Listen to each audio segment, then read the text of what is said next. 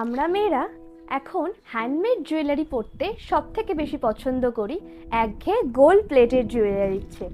তাই আজকে আমি ঠিক করেছি তোমাদের সাথে কিছু হ্যান্ডমেড জুয়েলারি কালেকশন শেয়ার করব। আর নেয়াদা হ্যান্ডমেড জুয়েলারি থেকে আমাকে বেশ কিছু জুয়েলারি পাঠিয়েছে, সেই জুয়েলারিগুলোই তোমাদের আজকে দেখাবো।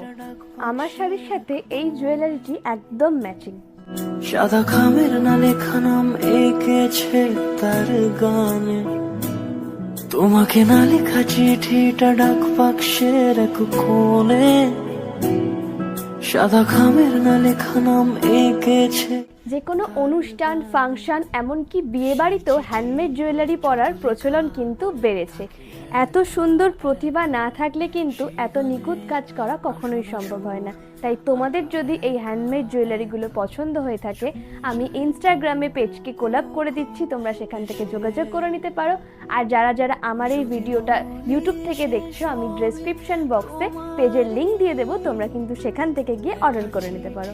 আর কোন জুয়েলারিটা তোমাদের সব থেকে বেশি ভালো লেগেছে অবশ্যই কমেন্টস করে জানিও।